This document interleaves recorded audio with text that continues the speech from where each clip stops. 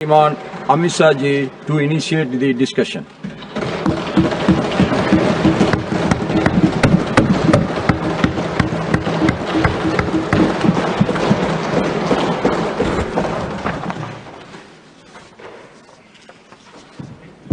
सभापति महोदय, यह सदन जब से बना तब से कई सारे ऐतिहासिक पल इस सदन ने जिए भी हैं और सदन की कार्यवाही के माध्यम से राष्ट्र जीवन की स्मृति में वो समाहित भी हुए हैं। मेरा मानना है कि ये जो आपका निर्णय है, सदन का निर्णय है कि वंदे मातरम के 150वें साल के प्रवेश पर ये महान सदन वंदे मातरम के भाव के लिए, वंदे मातरम के यशोगान के लिए और वंदे मातरम को चिरंजीव बनाने के लिए एक चर्चा करे और इस चर्चा के माध्यम से विशेषकर हमारे देश के बच्चे, किशोर, युवा, आने वाली पीढ़ियों तक वंदे मातरम का आजादी के लिए योगदान, वंदे मातरम गान की रचना में राष्ट्रभक्ति और राष्ट्र की संस्कृति के प्रति समर्पण का जो भाव है, उसका आने वाले महान भारत की रचना में योगदान, इसके संकल्प के साथ जुड़ाव, ये सभी चीजों से हमारी आने वाली पीढ़ियां भी युक्त हो। इसलिए मैं आपका और सदन के सभी सदस्यों का हृदय पूर्वक बहुत बहुत अभिनंदन करना चाहता हूं कि आज ये चर्चा यहां पर आकार ले रही है। महोदय, हम सब सौभाग्यशाली हैं कि हम एक ऐतिहासिक पल के साक्षी भी बन रहे हैं और इसमें हिस्सा भी ले रहे हैं। ये महान सदन में जब वंदे मातरम की चर्चा हो रही है, तब कल कुछ सदन सदस्यों ने लोकसभा में प्रश्न उठाया था कि आज वंदे मातरम की चर्चा, वंदे मातरम पर चर्चा की जरूरत क्या है। महोदय, वंदे मातरम पर चर्चा की जरूरत, वंदे मातरम के प्रति समर्पण की जरूरत वंदे मातरम बना तब भी थी, आजादी के आंदोलन के वक्त भी थी, आज भी है और जब 2047 में महान भारत की रचना होगी तब भी रहे, क्योंकि अमर कृति मां भारती के प्रति, भारत माता के प्रति समर्पण, भक्ति और कर्तव्य के भाव जागृत करने वाली कृति है। इसलिए जिनको आज वंदे मातरम की चर्चा क्यों हो रही है वो समझ में नहीं आ रहा है। मुझे लगता है कि उन्होंने नए सिरे से अपनी समझ पर ही सोचने की जरूरत है। कुछ लोगों को इसमें दिखता है कि बंगाल में चुनाव आने वाला है, इसलिए वंदे मातरम की चर्चा हो रही है। वो वंदे मातरम के महिमा मंडन को बंगाल के चुनाव के साथ जोड़कर कम करना चाहते हैं।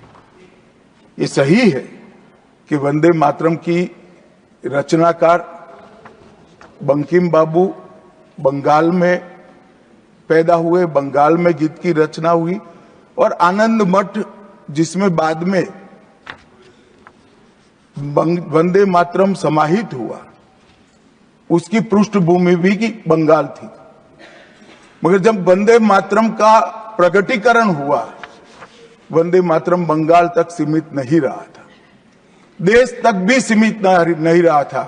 दुनिया भर में जहां पर आजादी के दीवाने थे वो गुप्त बैठक भी करते थे तो पहले वंदे मातरम का गान कर बैठक की शुरुआत। और आज भी सरहद पर हमारा जवान जब अपना सर्वोच्च बलिदान देता है ये आंतरिक सुरक्षा के लिए देश के पुलिस का जवान सर्वोच्च बलिदान देता है, तो जब वो अपने प्राण त्यागता है, इसके मुंह पर एक ही मंत्र होता है, वो वंदे मातरम। मान्यवर, ये वंदे मातरम का गान, वंदे मातरम का गीत, ये भारत माता को गुलामी की जंजीरों से मुक्त करने का नारा बना था, आजादी के उद्घोष का नारा बन चुका था, आजादी के संग्राम का एक बहुत बड़ा प्रेरणा स्रोत बना था और शहीदों को अंतिम बलिदान, सर्वोच्च बलिदान देते वक्त अगले जन्म में भी भारत में ही जन्म लेकर फिर से मां भारती के लिए बलिदान करने की प्रेरणा वंदे मातरम से मिली। और ये चिर पुरातन राष्ट्र को अनेक सदियों तक अपनी संस्कृति के रास्ते पर आगे बढ़ाने की प्रेरणा भी कई सारे मनुष्यों को इस वंदे मातरम से मिली। वंदे मातरम की दोनों सदनों में इस चर्चा से, वंदे मातरम के महिमा मंडन से, वंदे मातरम के गौरव गान से हमारे बच्चे, किशोर, युवा और आने वाली कई पीढ़ियां वंदे मातरम के महत्व को भी समझेगी और उसको राष्ट्र के पुनर्निर्माण का एक प्रकार से आधार भी बनाएगी। मान्यवर, बंकिम चंद्र चट्टोपाध्याय जी ने 7 नवंबर 1875 को वंदे मातरम की रचना उनकी सार्वजनिक हुई। यह दिन कार्तिक शुक्ल नवमी का था। अक्षय नवमी या जगदात्री पूजा के रूप में यह दिन मनाया जाता है। और जब रचना की तब शुरू में कुछ लोगों को लगा कि एक उत्कृष्ट साहित्यिक कृति है, परंतु देखते देखते देखते वंदे मातरम का एक गीत देशभक्ति, त्याग और राष्ट्रीय चेतना का प्रतीक बन गया, जिसने हमारे आजादी के आंदोलन का रास्ता प्रशस्त किया। और कब वंदे मातरम की रचना हुई? वंदे मातरम की रचना की पृष्ठभूमि हम सब ने जरूर याद करनी चाहिए। उसकी पृष्ठभूमि में सदियों तक इस्लामिक आक्रमण को झेलकर इस देश की संस्कृति और इस देश का इतिहास झंझोड़ने का काम, शीर्ण वीर्ण करने का काम हुआ था।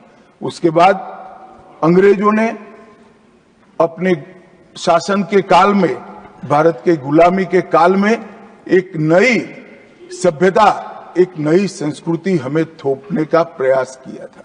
और उस वक्त ये वंदे मातरम का रचना बंकिम बाबू ने की और वो रचना के अंदर बहुत बारीकी से जो हमारी मूल सभ्यता थी, हमारा सांस्कृतिक राष्ट्रवाद था, देश को माता के रूप में कल्पना कर कर देश की माता के रूप में जो कल्पना की, इसकी आराधना करने की हमारी परंपरा थी, उसको उन्होंने पुनः प्रस्तापित किया था। और इसीलिए ये गीत देखते देखते कोई प्रचार के बगैर, उस वक्त ना सोशल मीडिया था, ना प्रचार के कोई साधन थे, उल्टा जो सरकार थी वो तो उसको रोकना चाहती थी, प्रतिबंध लगाती थी। वंदे मातरम बोलने वालों पर कोड़े बरसाए जाते थे, जेल में डाल दिए जाते थे। फिर भी वो सारे प्रतिबंधों को पार कर कर हर एक व्यक्ति के मन को भी छुआ, आत्मा को भी छुआ और अनेक प्रताड़नाएं झेलते हुए भी वंदे मातरम कश्मीर से कन्याकुमारी तक फैल गया। मान्यवर, ये एक प्रकार से भारत के संस्कृति के प्रति श्रद्धा रखने वाले सभी लोगों का पुनः जागरण का मंत्र बन गया। गुलामी के कालखंड में कई मंदिर, विश्वविद्यालय, कला केंद्र, हमारी कृषि व्यवस्था है, हमारी शिक्षा व्यवस्था, कई सारी लाइब्रेरी अस्त व्यस्त हो गई, तोड़ दी गई, शीर्ण वीर्ण कर दी गई। मगर हमारी संस्कृति, उसके भाव को हमारे जनमानस से कोई नहीं मिला। मगर एक जरूरत थी वो भाव को जागरूक करने की और वो भाव को पुनः संगठित करने की। उसी वक्त बंकिम बाबू ने वंदे मातरम की रचना की और देखते देखते वंदे मातरम का नारा अक्रॉस द कंट्री, पूरे देश में ट्रैवल कर गया मान्यवर, और अंडमान निकोबार की जेलों तक पहुंच गया। उसको ना अंग्रेज रोक सके, ना अंग्रेजों की सभ्यता को स्वीकारने वाले लोग रोक सके।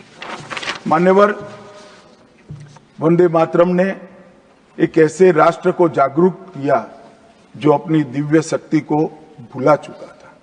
राष्ट्र की आत्मा को जागरूक करने का काम वंदे मातरम ने किया। यह इसीलिए महर्षि अरविंद ने कहा, वंदे मातरम भारत के पुनर्जन्म का मंत्र है।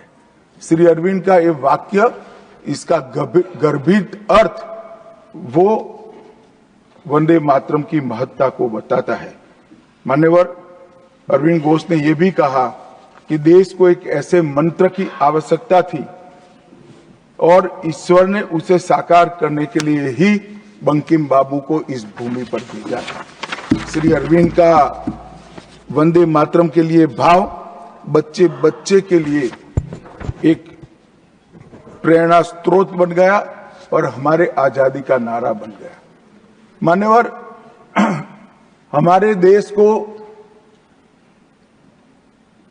जो लोग समझते हैं, लोग जो जानते हैं, वो सभी लोगों को मालूम है कि हमारा देश पूरी दुनिया में एक प्रकार से अनूठा देश है। दुनिया के कई देशों की रचना अधिनियमों से हुई है। कहीं युद्धों के कारण हुई, कहीं युद्ध के बाद संधि के कारण हुई। भारत एकमात्र ऐसा देश है जिसकी सीमाएं कोई अधिनियम से तय नहीं की है। हमारे देश की सीमाएं हमारी संस्कृति ने तय की है और संस्कृति ने इस भारत को जोड़ कर रखा है। और इसीलिए सांस्कृतिक राष्ट्रवाद का जो कंसेप्ट था, वो सांस्कृतिक राष्ट्रवाद के कंसेप्ट को, सांस्कृतिक राष्ट्रवाद के विचार को सबसे पहले गुलामी के कालखंड में जागरूक करने का काम बंकिम चंद्र चट्टोपाध्याय जी ने किया। हम पूरे देश को एक बार फिर से देखें तो हमें मालूम पड़ेगा कि हमारे देश को जोड़ने वाला मंत्र हमारी संस्कृति है। हमारे देश को जोड़ने वाली, एक रखने वाला मंत्र हमारी संस्कृति है। और इसी के कारण वंदे मातरम का जो उद्घोष हुआ, उसने सांस्कृतिक राष्ट्रवाद के सिद्धांत को पहली बार एस्टैब्लिश करने का काम किया। जब अंग्रेजों ने वंदे मातरम पर कई सारे प्रतिबंध लगाए, तब बंकिम बाबू ने एक पत्र में लिखा था, मुझे कोई आपत्ति नहीं है, मेरे सभी साहित्य को गंगा जी में बहा दिया जाए। यह मंत्र वंदे मातरम अनंत काल तक जीवित रहेगा। यह एक महान गान होगा और लोगों के हृदय को जीत लेगा और भारत के पुनर्निर्माण का ये मंत्र बनेगा। आज हम देख रहे हैं कि बंकिम बाबू के वो शब्द सच हुए हैं। भले देर से ही सही, ये पूरा राष्ट्र आज सांस्कृतिक राष्ट्रवाद की परिकल्पना को स्वीकार कर आगे बढ़ रहा है। और मान्यवर, हम सब जो भारत माता की संतानें हैं, वो मानते हैं कि ये देश कोई जमीन का टुकड़ा नहीं है। वो उसको हम माँ के रूप में देखते हैं और उसका भक्ति गान भी करते हैं, और वो भक्ति गान की अभिव्यक्ति ही वंदे मातरम है। मान्यवर, आज मैं सदन में जब ये चर्चा हो रही है तब बताना चाहता हूं, वंदे मातरम की रचना में हमारे जीवन में देश की, भारत माता की कल्पना का जो योगदान है, उसको बहुत अच्छे तरीके से भावना के साथ वर्णन किया है। जल, फल और समृद्धि तीनों की दायिनी भारत माता को बताया गया। शोभित पुष्पों से मन को प्रफुल्लित करने वाली भी भारत माता को बताया गया। सरस्वती, लक्ष्मी, दुर्गा, ये तीनों का जो स्वरूप है वो भारत माता है। एक प्रकार से हमारा समृद्धि, हमारी सुरक्षा, हमारा ज्ञान, हमारा विज्ञान, ये सब भारत माँ की ही कृपा है और उसकी आराधना से ही प्राप्त हो सकता है। इतना बड़ा एक संकल्प बंकिम बाबू ने रखा। दुर्गा की वीरता, लक्ष्मी की संपन्नता और सरस्वती की मेघा, ये तीनों हमें भारत माँ की कृपा ही दे सकती है या मिट्टी ही दे सकती है। इसीलिए इसको बार बार प्रणाम करना चाहिए, माँ को प्रणाम करना चाहिए। मान्यवर, एक प्रकार से जिसकी उद्घोषणा 150 साल पहले बंकिम बाबू ने की, ये विचार तो बहुत चिर पुरातन है। रामायण के अंदर प्रभु श्री राम ने भी जब उनको सलाह दी गई कि इतनी वैभवशाली लंका है, आप लंका जीत ही लिए हो, तब अयोध्या जाकर क्या करना है, यहीं रह जाते हैं। तब उन्होंने कहा कि माता और मातृभूमि ईश्वर से भी बड़ी होती है। मैं माता और मातृभूमि का त्याग करूं। मातृभूमि के महिमा मंडन प्रभु श्री राम ने भी किया। मातृभूमि का महिमा मंडन आचार्य शंकर ने भी किया और मातृभूमि का महिमा मंडन आचार्य चाणक्य ने भी किया। ये सभी ने समय समय पर हमारे अस्तित्व को मातृभूमि के साथ जोड़ने का काम किया।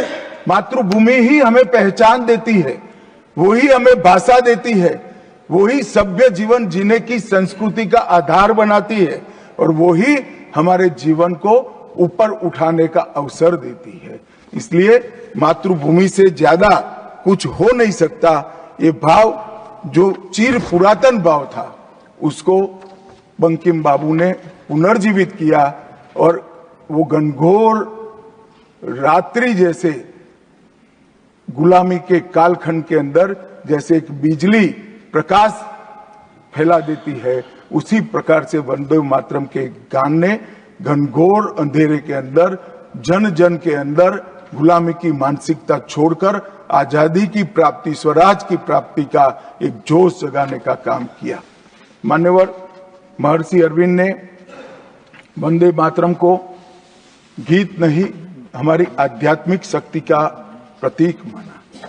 उन्होंने बहुत सुंदर तरीके से वर्णन किया है कि स्थूल, सूक्ष्म और कारण तीनों प्रकार से वंदे मातरम भारत की शक्ति को जगाता है। स्थूल शरीर, वंदे मातरम का उच्चारण हमारी शरीर में शक्ति और उत्साह भरता है। राष्ट्रभक्ति की क्रिया प्रक्रिया शक्ति को जगाती है। सूक्ष्म शरीर हमारे भावनाएं, हमारे विचारों को वो शुद्ध करता है और हमारी चेतना को वो जागरूक करता है। और कारण आध्यात्मिक शरीर में भी उन्होंने कहा कि बंकिम बाबू एक ऋषि चेतना से प्राप्त मेघा से ही वंदे मातरम की रचना की है। और बहुत अच्छे तरीके से उन्होंने कहा, ये गीत केवल देशभक्ति की, देश प्रेम की अभिव्यक्ति नहीं है, बल्कि भारत माता की दिव्य शक्ति का आह्वान है। भारत की मूल चेतना, सनातन शक्ति, उसको पुनर्जीवित करने का ये वंदे मातरम मंत्र है। और इसीलिए आजादी के वक्त सभी हमारे नेताओं ने वंदे मातरम को आजादी के आंदोलन का आधार बनाने का काम किया। कई सारे हमारे आजादी के संग्राम के सेनानी जिनको अंग्रेजों ने फांसी पर चढ़ाया, इस सब में एक चीज सामान्य निकल कर आती है, तो फांसी के तख्ते पर चढ़ते चढ़ते जो शहीद अंतिम शब्द बोले वो सभी के मुंह से वंदे मातरम ही निकला। स्वदेशी का आह्वान करना हो, विदेशी माल का बहिष्कार करना हो, राष्ट्रीय शिक्षा का आह्वान जगाना हो, हर वक्त राष्ट्रभक्ति जगाते वक्त वंदे मातरम का उद्घोष इस देश ने सुना भी, इस देश ने महसूस भी किया। पंजाब के गदर आंदोलन में वंदे मातरम के शीर्षक से कई पर्चे बांटे गए। महाराष्ट्र में वंदे मातरम के विशेष अंक गणपति और शिवाजी के उत्सव में बांटे जाते थे। तमिलनाडु में सुब्रह्मण्यम भारती जी ने तमिल अनुवाद कर हिंद महासागर को भी क्रांति की चेतना से आंदोलित कर दिया था। मान्यवर, 1907 में कलकत्ता में वंदे मातरम नाम का एक अंग्रेजी अखबार शुरू हुआ, जिसके संपादक महर्षि अरविंद थे। ब्रिटिश सरकार ने उसको सबसे खतरनाक राष्ट्रवादी पत्र माना। वो राष्ट्रवादी भी कहते थे और खतरनाक भी कहते थे, और श्री अरविंद पर राजद्रोह का मुकदमा भी चला और उनको सजा भी गई। अंततोगत्वा उसको प्रतिबंधित कर दिया। मान्यवर, कांग्रेस के अधिवेशनों ने भी वंदे मातरम के महिमा मंडन को, वंदे मातरम के गान को गाया। 1896 में गुरुवर टैगोर ने कांग्रेस अधिवेशन में इसको पहली बार सार्वजनिक रूप से गाया। 1905 में कांग्रेस के वाराणसी अधिवेशन में महान कवियत्री गायिका सरला देवी चौधरानी ने पूर्ण वंदे मातरम का गायन किया।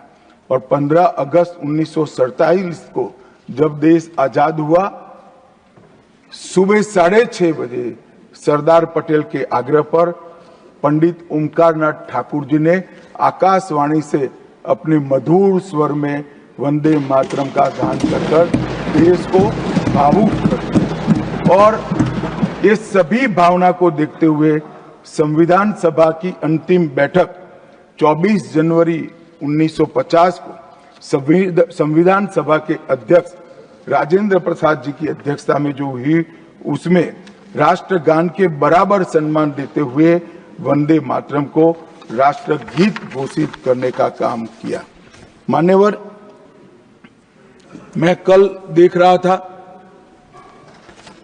कांग्रेस के कई सदस्य आज वंदे मातरम की चर्चा क्यों जरूरी है और इसको एक राजनीतिक हथकंडा या तो मुद्दों पर से ध्यान भटकाने का एक हथियार मानते थे। मान्यवर, मुद्दों पर चर्चा करने से कोई नहीं डरता है।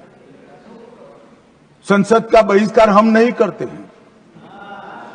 संसद का बहिष्कार अगर करना है, संसद का बहिष्कार न करे, संसद चलने दे, तो सब मुद्दों पर चर्चा होगी। हमें कुछ डरने जैसा नहीं है, छिपाने जैसा नहीं है। कोई भी मुद्दा हो, हम चर्चा करने के लिए तैयार है। परंतु वंदे मातरम के गान की चर्चा को, वंदे मातरम के गान पर की चर्चा को टालने की ये मानसिकता ये नई नहीं। मान्यवर, ये तो वंदे मातरम का 150वां साल है। हर महान रचना का, हर महान घटना का महत्वपूर्ण साल कई मायनों में हमारे देश में मनाता जाता है। तो ये तो 150वां साल है। अब हम थोड़ा पीछे मुड़कर देखते हैं। मान्यवर, जब वंदे मातरम के 50 साल हुए तब क्या हुआ? वंदे मातरम के 50 साल हुए, देश आजाद नहीं हुआ था। और वंदे मातरम की स्वर्ण जयंती हुई 1937 में। तब जवाहरलाल नेहरू जी ने वंदे मातरम के 2 टुकड़े कर उसको 2 अंतरों तक सीमित करने का काम किया। कांग्रेस पार्टी की 50वें साल में जो एक प्रकार से वंदे मातरम का महिमा मंडन करने की पद्धति थी,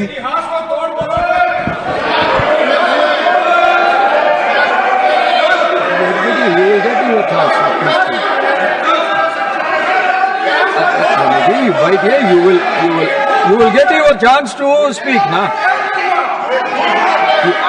Unless he yields,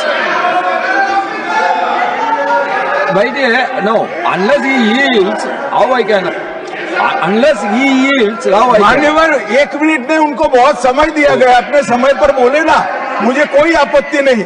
आपका समय, खड़गे साहब आपका समय आएगा। Garge ji, सभापति महोदय, going to get your time. Please wait. Garge ji, you are going to get your time. Please wait. Let him speak.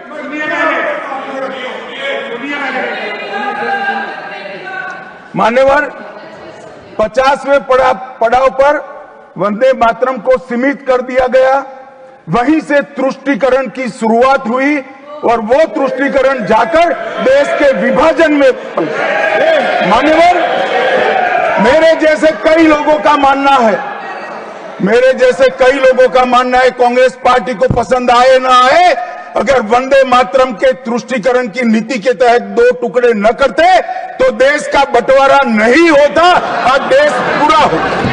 मान्यवर 50 साल के बाद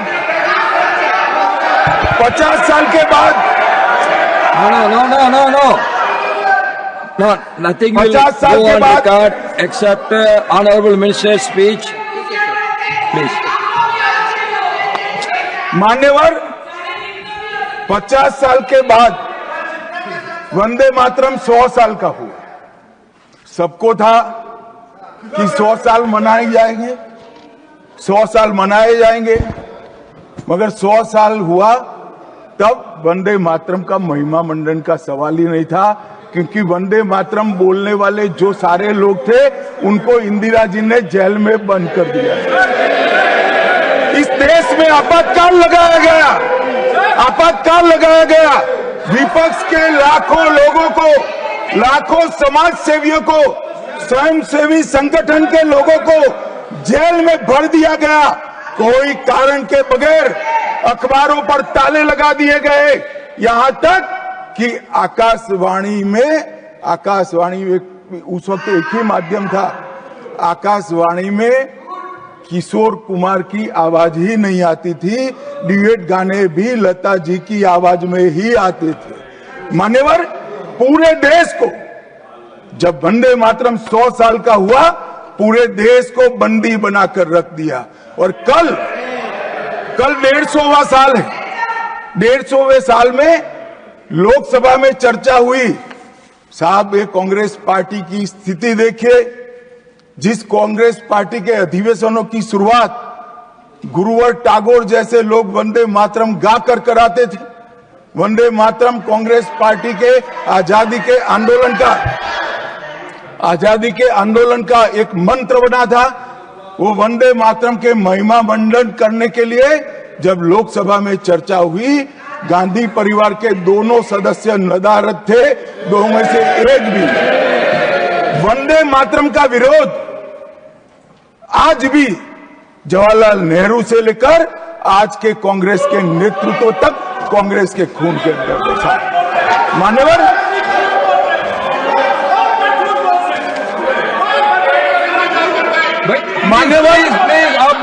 प्लीज आप बैठिए।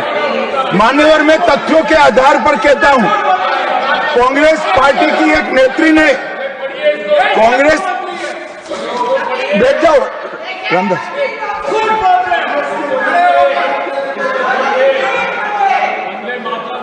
अरे दिग्विजय जी, अब नौकरी पक्की है, इस आयु में क्या कर रहे हो भैया? अब नहीं जाएगी नौकरी। मान्यवर मैं जो कह रहा हूं वो रिकॉर्ड का हिस्सा है दूसरे सदन का। मान्यवर दूसरे सदन की चर्चा में कांग्रेस पार्टी की एक प्रमुख नेत्री ने कहा है कि वंदे मातरम की आज चर्चा की कोई जरूरत नहीं है। मुझे मालूम नहीं पड़ता कि वंदे मातरम से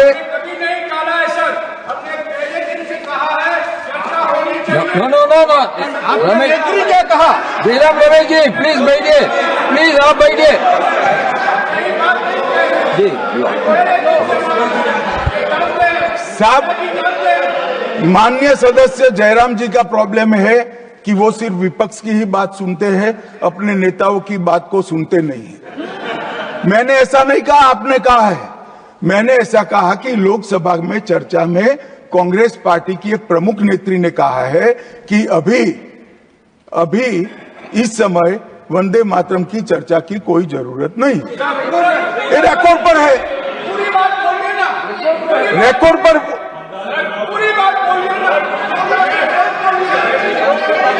मान्यवर आप बैठिए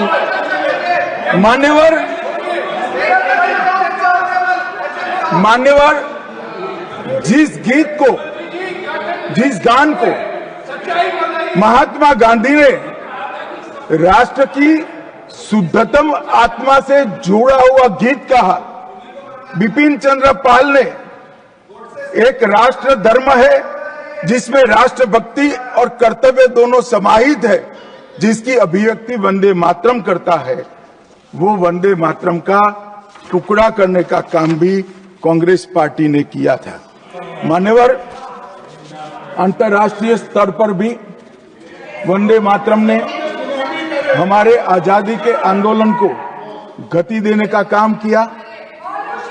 श्यामजी कृष्ण वर्मा, मैडम भिखाजी कामा और वीर सावरकर ने जो भारत का त्रिवर्ण ध्वज निर्मित किया था, उस पर स्वर्णिम अक्षर में एक ही नाम था, वंदे मातरम। मान्यवर, बर्लिन के ओलंपिक्स में भी 1936 में गुलामी के कालखंड में भी जब हमारे हॉकी की टीम को, हमारी टीम को उत्साह की जरूरत थी, प्रेरणा की जरूरत थी, कोच ने लाइन में खड़े कर भावपूर्ण तरीके से वंदे मातरम का गान किया और हम गोल्ड मेडल जीतकर आ गए।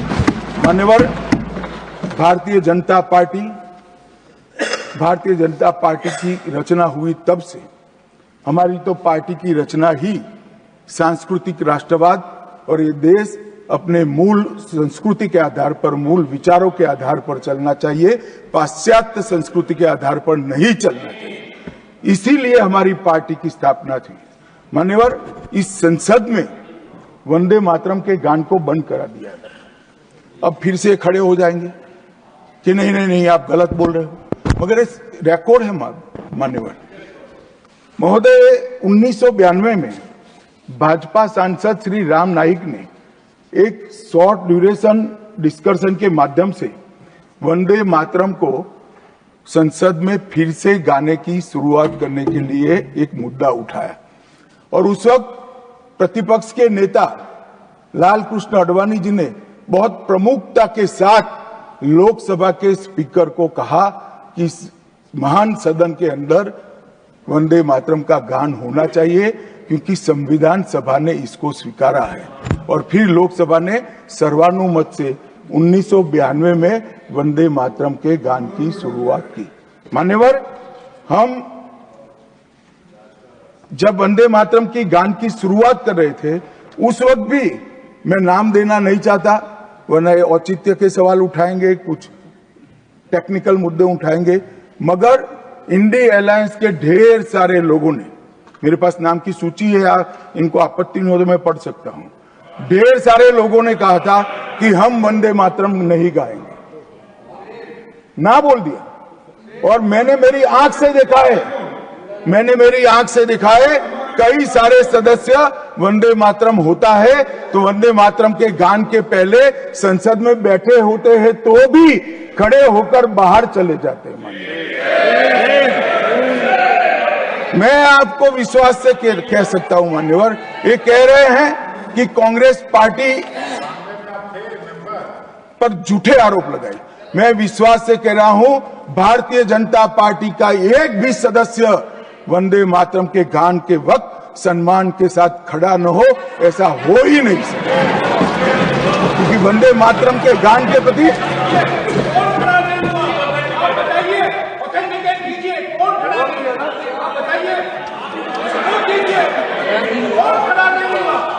आप बैठिए, आप बोथ बैठिए प्लीज, आप बोथ बैठिए प्लीज, बैठिए please. You will get your chance to speak. You can say your opinion when the turn comes to you.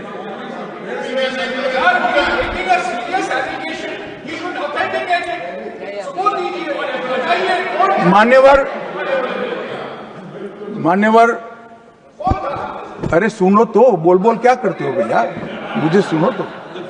मान्यवर, सम्मानीय सदस्य जी ने कहा है कि कौन कौन कांग्रेस पार्टी के लोगों ने वंदे मातरम नहीं गाने के लिए स्टेटमेंट दिया है, और संसद के वक्त बाहर चले गए हैं, मैं इसकी सूची आज शाम होने के पहले सदन के पटल पर रख दूंगा। मेरा विनंती है कि वो कांग्रेस सदस्यों के नाम इस चर्चा का हिस्सा करने के लिए आप आदेश करिएगा। इस सदन की चर्चा के रिकॉर्ड पर रहना चाहिए कि कांग्रेस पार्टी के सदस्य वंदे मातरम का विरोध करते हैं। इस देश की जनता इनको जाननी चाहिए। मान्यवर, मैं दे देता हूं, दिग्विजय सिंह पढ़ लीजिएगा।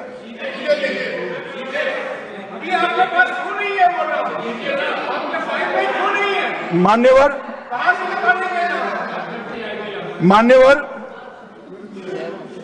वंदे बंकिम चंद्र चटर्जी की, चट्टोपाध्याय जी की 130वीं जयंती पर हमारी सरकार ने, डाक विभाग ने एक स्टैंप जारी किया। स्वतंत्रता की 75 की वर्षगांठ के उपलक्ष्य में हर घर तिरंगा का अभियान भी हमने करा और उस वक्त हमारे प्रधानमंत्री जी ने जनता का आह्वान किया था कि तिरंगा फहराते वक्त वंदे मातरम बोलना नहीं भूलना चाहिए। और मान्यवर, ये वंदे मातरम की 150वीं वर्षगांठ, उसको भी भारत सरकार बहुत अच्छे तरीके से हमने मनाने का तय किया है। 1 अक्टूबर 2025 को केंद्रीय मंत्रिमंडल ने पूरा वर्ष वंदे मातरम के यशोगान में मनाया जाएगा, इसका प्रस्ताव पारित किया। 24 अक्टूबर 25 को राष्ट्रीय और अंतर्राष्ट्रीय स्तर पर समन्वयित कार्यक्रमों की रूपरेखा तय की गई। माननीय प्रधानमंत्री जी ने भारत माता को पुष्पांजलि देकर 7 नवंबर 25 को नई दिल्ली में ये वर्ष का शुभारंभ किया। उसका चरण 1 नवंबर में हो चुका है, चरण 2 जनवरी 26 में होगा, चरण 3 अगस्त 26 में होगा और चरण 4 नवंबर 26 में होगा। स्मारक डाक टिकट का वो भी हम जारी कर चुके हैं, सिक्का भी जारी कर चुके हैं। वंदे मातरम नाद एकम रूप अनेकम ऐसे शीर्षक से 75 वादकों द्वारा विशेष सांस्कृतिक प्रस्तुतिकरण की रचना भी हो चुकी है और सुबह 10 बजे उस दिन 7 नवंबर को देश भर में सामूहिक वंदे मातरम का गान भी भारत सरकार के आह्वान पर देश की जनता ने किया। मान्यवर, वंदे मातरम के 150 वर्ष, इसकी डॉक्यूमेंट्री और प्रदर्शनी बनाई गई है हर जिला सेंटर पर, और हो सके तो तहसील सेंटर पर उसको दिखाया जाएगा। डिजिटल मोड पर करोड़ों लोगों को वो प्रदर्शनी भी भेजी जाएगी। ऑल इंडिया रेडियो, दूरदर्शन और FM चैनलों पर विशेष कार्यक्रमों को प्रसारित करने का हमने आयोजन किया है। प्रेस सूचना ब्यूरो द्वारा टायर T2 और टायर 3 शहरों में चर्चा सभाएं का आयोजन होने वाला है। सभी भारतीय दूतावासों में वंदे मातरम आधारित सांस्कृतिक संध्याएं आयोजित होने वाली है। Vande Mataram salute to mother earth के तहत वृक्षारोपण अभियान चालू है। हाईवे पर देशभक्ति आधारित वंदे मातरम के इतिहास को दर्शाते हुए भित्ति चित्र भी हम रखने वाले हैं। रेलवे स्टेशन और हवाई अड्डों पर LED डिस्प्ले के माध्यम से सार्वजनिक घोषणा भी होगी और वंदे मातरम और बंकिम चंद्र चट्टोपाध्याय जी पर 25 लघु फिल्में 1-1 मिनट की बनाने का भी हमने शुरुआत कर लिया है। मान्यवर, देश के प्रधानमंत्री जी ने लाल किले से अमृत काल के लिए पंच प्रण की घोषणा की थी। इसमें एक, जब देश आजादी की शताब्दी मनाता हो उस वक्त विकसित भारत का लक्ष्य हमने तय करना है। गुलामी की हर मानसिकता से मुक्ति प्राप्त करनी है। अपनी विरासत पर गर्व लेना है। देश की एकता और एकजुटता और अखंडितता को हमें संभाल कर रखना है। और नागरिकों में कर्तव्य की भावना को हमें आगे बढ़ाना है। मान्यवर, जब देश के आजादी के 75 साल हुए, कोरोना काल होने के बावजूद